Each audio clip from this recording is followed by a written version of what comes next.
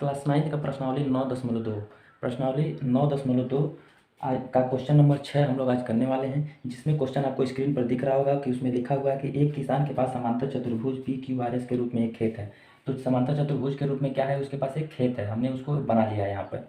ठीक है, था उसने आर एस पर स्थित कोई बिंदु, यानी आर एस पर कोई बिंदु ए स्थित है, उसे P और Q से मिला दिया। इस बिंदु को P और Q से मिला दिया है। खेत कितने भागों में विभाजित हो गया? तो खेत कितने भागों में विभाजित हो गया? 1 2 3 भागों में विभाजित हो गया।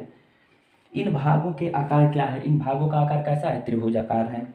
वह किसान खेत में गेहूं और दालें बराबर भागों में अलग अलग बोना चाहता है या चाहती है, तो वह ऐसा कैसे करेगा? तो इस चीज़ को आप समझिएगा। यहाँ से आपको क्या करना है और क्या नहीं करना है, वो चीज़ें आपको पता चल जाएगा। तो कह रहा है कि अगर गेहूं और दाल बराबर भागों में अगर वह बोना चाहता है, तो इस तरह करने के लिए वह क्या करेगा। इसके बाद हम लोग क्या करेंगे, जो चीज़ें दिया हुआ है उसको हम लोग लिखेंगे। तो इसमें क्या चीज़ें दिया हुआ है, ये हल करने का पैटर्न हमने बताया है, उसी हिसाब से हम लोग कर रहे हैं। तो इसमें क्या दिया हुआ है कि पी क्यू आर एस एक समांतर चतुर्भुज है। यहाँ तो लिखेंगे पी क्यू आर एस एक समांतर चतुर्भुज है, समांतर चतुर्भुज है और बिंदु ए किस पर स्थित है? यस आर पे। और बिंदु ए भुजा किस पर स्थित है? यस आर पर, यस आर पर स्थित है। इतनी बातें हो गई। ठीक है, अब हमें सिद्ध क्या करना है? अब हमें सिद्ध क्या करना है कि इस त्रिभुज का क्षेत्रफल इन दोनों त्रिभुज के क्षेत्रफल के योग के बराबर है। ऐसा क्यों कहा, अभी हम इस चीज़ को समझाते हैं। इसमें सिद्ध करना है कि एरिया ऑफ त्रिभुज पी क्यू ए बराबर एरिया ऑफ त्रिभुज P A S plus area of Q A R, अब ऐसा क्यों कहा गया? क्योंकि वह गेहूं और दाल बराबर बराबर भागों में बोना चाहता है। तो या तो वह इस क्षेत्रफल में अकेले में गेहूं बो दे और इस दोनों क्षेत्रफल में अगर दाल बोए तो ही उसका हिस्सा जो कि बराबर बराबर होगा। ठीक है, या इसमें जो कि गेहूं बो दे, इसमें दाल बो दे।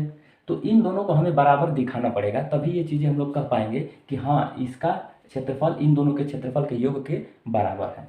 ठीक है, तो अब हम लोग क्या करेंगे, इसी चीज़ को हम लोग सिद्ध करने के लिए लिखेंगे यहाँ पर प्रमाण लिखने के लिए क्या करेंगे, अब हमें क्या पता है, क्योंकि पी क्यू आर एस क्या है, एक समांतर चतुर्भुज है और यह त्रिभुज एक ही समांतर रेखा और एक ही उभयनिष्ठ भुजा पर स्थित है। तो यह समांतर चतुर्भुज और यह त्रिभुज एक ही आधार पी क्यू पर स्थित है और एक ही समांतर रेखा पी क्यू समांतर एस आर के मध्य स्थित है। तो इस तरह का जब कंडीशन था, तो हमने पिछले वीडियो में बताया था कि अगर एक त्रिभुज किसी समांतर चतुर्भुज के क्षेत्रफल के किसी एक ही आधार पर अगर स्थित है, तो उस त्रिभुज का क्षेत्रफल उस समांतर चतुर्भुज के क्षेत्रफल का आधा होता है। ठीक है, तो वही हम लोग क्राइटेरिया यहाँ पर अपनाएंगे और इसको हल करेंगे। तो यहाँ लिखेंगे कि पी क्यू आर एस एक समांतर चतुर्भुज है, समांतर चतुर्भुज है,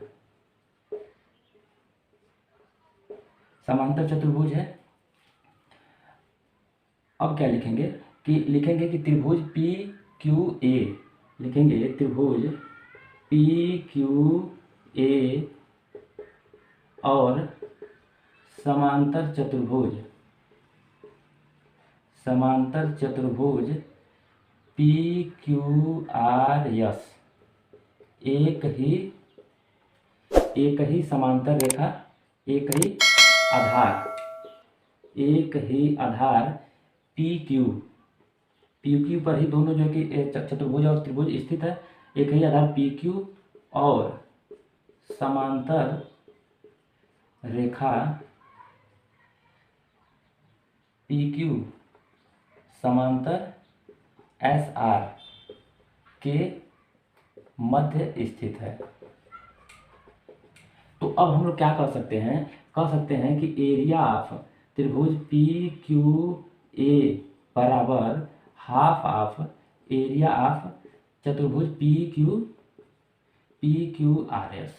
ठीक है, ये चीज़ें हम लोग कर सकते हैं। अब यहाँ पे थोड़ा समझने वाली बात है, जब हमने इतना सिद्ध कर दिया तो इससे क्या सिद्ध होता है कि इस त्रिभुज का क्षेत्रफल, ध्यान से सुनिएगा इस चीज़ को, बहुत ही रसमय बिंदु है।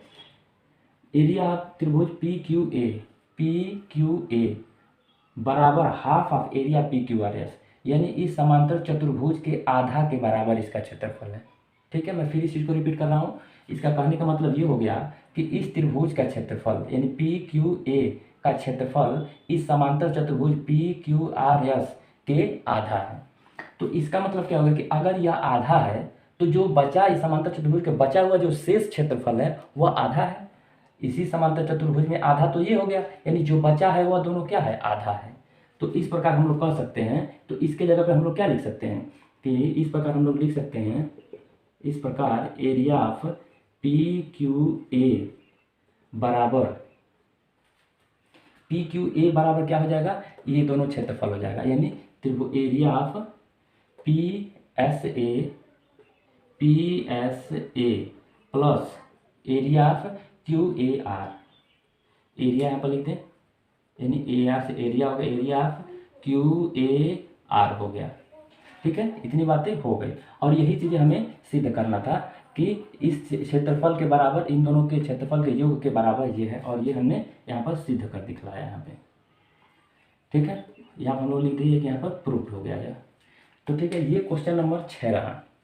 तो क्लास 9 का चैप्टर नंबर 9 प्रश्नावली 9.2 पूरी तरह से समाप्त हुआ है। अब नेक्स्ट वीडियो में हम लोग लेकर अगले चैप्टर को लेकर हाजिर होंगे। तब तक आप वीडियो को देखते रहें, और वीडियो अच्छा लगा हो तो चैनल को सब्सक्राइब कर लें, लाइक बटन दबा दें और बेल आइकन को प्रेस कर दें। वीडियो देखने के लिए धन्यवाद।